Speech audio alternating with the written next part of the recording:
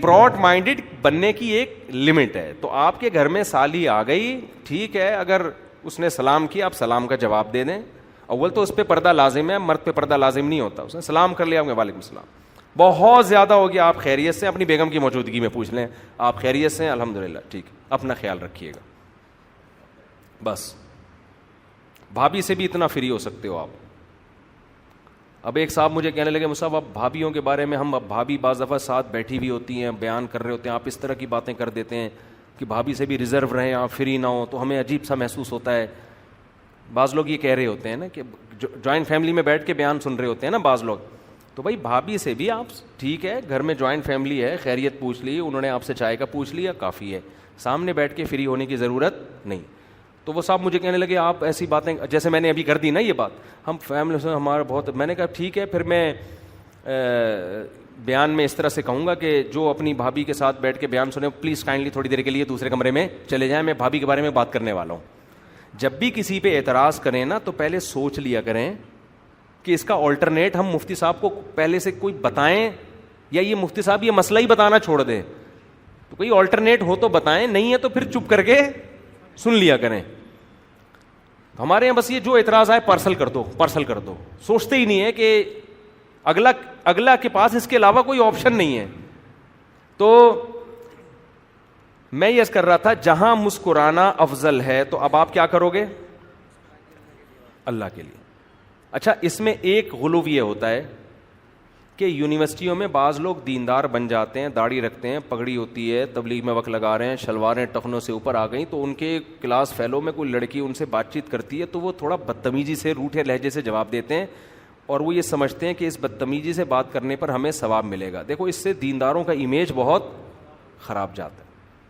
ایک فری ہونا ہے بری نیت سے, وہ فری ہونے کی اجازت نہیں ہے, لیکن ایک خوش اخلاقی سے, اتنی خوش اخلاقی جس سے کم از کم آپ کا امیج برا نہ جائے, یہ ضروری ہے. کیونکہ بعض لوگ نا اس میں بڑا غلو کرتے ہیں. کوئی بھی جوان لڑکی آپ سے بات کر, ابھی ایک دن کیا ہوا, چند سال پہلے کوئی لڑکی بیچاری بائک پہ پیچھے بیٹھی ہوئی ہے, تو بائک گری, وہ لڑکی بھی گر گئی, اس کی شلوار پھٹ گئی یہاں سے, سڑک پہ گھسٹ گئی. اب کیا ہے کہ وہ 2-3 داڑھی والے کھڑے میں قریب ہی نہیں جا رہے, نامحرم ہیں, اور انہوں نے اپنے استاذ کو بھی بتایا, ان استاذ نے کہا بالکل صحیح کیا بھائی, ہم کسی کو, ان کے استاذ نے ان کو کیا نصیحت کی کہ ہم جو ہے کسی کی ٹینشن دور کرنے کے لیے خود جہنم میں نہیں جا سکتے. یعنی اس لڑکی کو آپ اٹھاتے, نامحرم کے جسم پہ ہاتھ لگتا تو وہ تو بچ جاتی ٹینشن سے, ظاہر ہے وہ بیچاری سڑک پہ پڑی ہوئی, لیکن تم کہاں جاتے, جہنم میں. میں نے کہا ایسا نہیں ہے بھائی, وہ ایک لڑکی چاہے وہ جوان ہو چاہے وہ بوڑھی ہو, جو بھی ہے سڑک پہ پڑی ہوئی ہے تو اس کو اٹھا کے بٹھانا ہے, اس کو کپڑا پہنانا ہے, اس کو ایمبولینس میں ڈالنا ہے. اب یہ تھوڑی کہ وہاں محرموں کا انتظار کیا جائے گا, جی اس کے حضرات ایک خاتون ہیں, یہ آئی ڈی کارڈ نمبر ہے, جو محرم مارکیٹ میں اویلیبل ہیں وہ آ جائیں اس کو اٹھانے.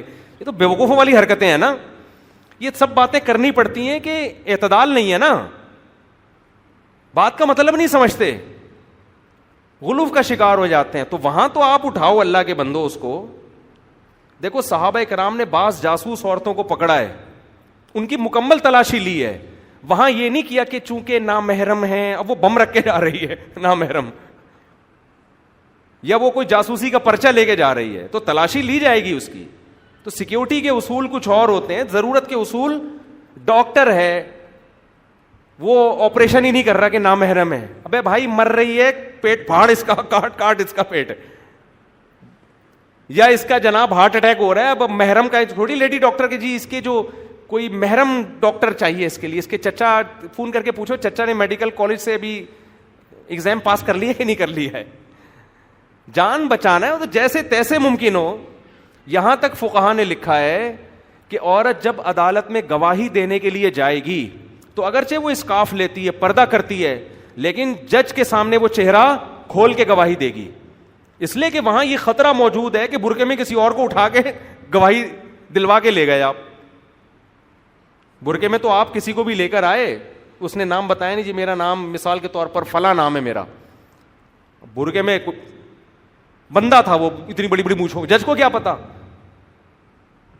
تو اس لیے فقہا نے بیان کیے عورت جب عدالت میں گواہی دے گی تو جج اس کے چہرے کو دیکھے گا تاکہ کنفیوژن نہ ہو. تو جہاں ضرورت کا موقع ہے, جیسے نکاح ہوتا ہے, بعض لڑکیاں مجمع میں اپنا نام نہیں لیتی, نہ لوگ نام لیتے ہیں, یہ کہہ دیتے ہیں فلاں کی وائف, فلاں کی بیٹی, اس طرح. لیکن نکاح پڑھاتے ہوئے قاضی لڑکی کا نام لیتا ہے کہ نہیں لیتا؟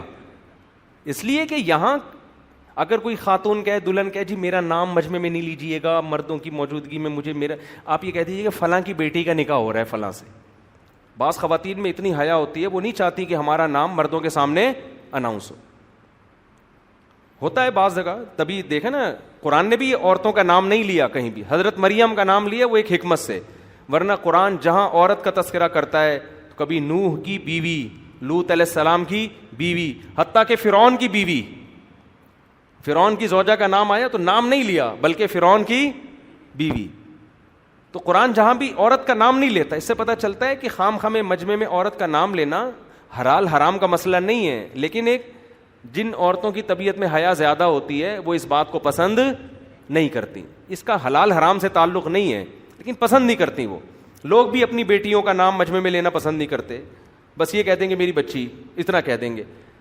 لیکن نکاح میں ایسا نہیں ہے کہ آپ کہیں فلانی کی بیٹی کا, میں نے اس آپ سے کی بات نہیں کر رہا, یہ ہاں قبول ہے نہ بول دیں تو یار بیٹھے ہوئے بولے ابھی میں کہتا ہے کیا کہہ رہا ہوں فوراً قبول ہے, ایسے بول دیتے. تو فلانی کی بیٹی کا آپ سے نکاح کیا, کسی سے بول دے آدمی, ایسا نہیں ہے. فقہا کہتے ہیں پورا پورا نام لیا جائے گا. کنفیوژن پیدا نہ کرو. ادب ایک حد تک اچھا لگتا ہے, حیا ایک حد تک اچھی لگتی ہے. جہاں حیا کی وجہ سے کنفیوژن ہو رہی ہے, بڑے مسائل پیدا ہو رہے ہیں, وہاں حیا نہیں بھائی, وہاں سیدھا سیدھا نام. اب پتہ چلا وہ بیٹی سے نکاح کر دیا, اب دولہا کہہ رہا ہے دلہن کو دیکھ کے یہ والی تو بولی نہیں تھی میں نے, میرا تو وہ فلانی سے چکر چل رہا تھا میرا. اب قاضی کہے گا ہم نے تو بھائی بیٹی بولا تھا, بیٹی تو یہ بھی ہے اور وہ بھی ہے, تو یہ لڑائی ہوگی نا. پتہ کیا چلے گا کس سے نکاح ہوا ہے؟ تو پورا پورا نام لیا جائے گا, باپ کا نام بھی بیٹی کا نام بھی. تو نکاح میں بھی ایسا ہی ہے, عدالت میں بھی ایسا ہی ہے, جج کے سامنے عورت چہرہ کھولے گی. اور اسی طرح کوئی خدا نخواستہ کوئی خاتون سڑک پہ پڑی ہوئی ہیں تو پردے کا خیال جتنا ممکن ہے کریں, باقی اس کو اٹھائیں. جسم کو ہاتھ لگانا پڑے تو ہاتھ بھی لگایا جائے گا اس کو. اور اسی طرح سیکیورٹی کے مسائل میں ایسا ہوتا ہے کہ کوئی جاسوس پکڑی گئی ہے تو ٹھیک ہے, پہلے تو یہ کہ عورت یہ کام کرے گی. بعض دفعہ جنگوں میں ایسا ہوتا ہے کہ اتنی فرصت نہیں ہوتی کہ لیڈیز کا انتظام کیا جائے, تو وہاں فوج کو اجازت ہے کہ بھئی آپ اس کی پوری مکمل تلاشی لے سکتے ہیں. تو جہاں بھی سیکیورٹی کا مسئلہ ہوگا, علاج کا مسئلہ ہوگا, وہاں شریعت اجازت دیتی ہے کہ پردے کا مسئلہ دوسرے نمبر پہ چلا جائے گا. سمجھتے ہو؟ تو اسی طرح یونیورسٹیوں میں کسی لڑکی سے کوئی اول تو بات چیت نہ کریں, لڑکیوں سے فری نہ ہو. کبھی ضرورت پڑ جاتی ہے تو پھر اس میں بدتمیزی والا لب و لہجہ نہیں ہونا چاہیے, اس میں فری بھی نہ ہو, ریزرو رہیں. تھوڑا سا ریزرو تو سمجھتے ہی ہے نا, تھوڑا سا ریزرو رہیں, ہاں ہاں ہوئی ایک دم نا چھچورے پن پہ نہ آ جائیں, ٹھیک ہے نا, اور موبائل نمبر نہ مانگنا شروع کر دیں, ریزرو رہیں. اچھا ویسے آپ کی جنرل نالج کے بتاؤں, لڑکے جو ریزرو رہتے ہیں نا, لڑکیاں مرتی بھی انہیں پر ہیں. یہ تو ہمارے سامنے اتنے کیسز آئے ہیں نا. اندر ایک لڑکے نے مجھے بتایا میں یونیورسٹی میں لڑکیوں سے بڑا ریزرو رہتا ہوں, اور کہہ رہے صرف ٹوپی ڈرامہ ہے اور کچھ بھی نہیں ہے. خود بتا رہا تھا مجھے, میرے سامنے ہر آدمی بے تکلف ہو جاتا ہے, اس کو پتا ہے میں ٹکر نہیں ماروں گا نا, اس کو سن لیتا ہوں میں بات. تو کہنے لگا کہ مجھے خود بتایا, کہہ رہا ہے مجھے اتنا ٹھرکی ہوں, اپنے بارے میں بتا رہا تھا. تو مشورہ لینے آیا تھا نا, برائیوں میں لگ گیا ہوں اور میں شادی نہیں ہو رہی وغیرہ وغیرہ, لوگ آتے ہیں کہ میں اتنا ٹھرکی ہوں.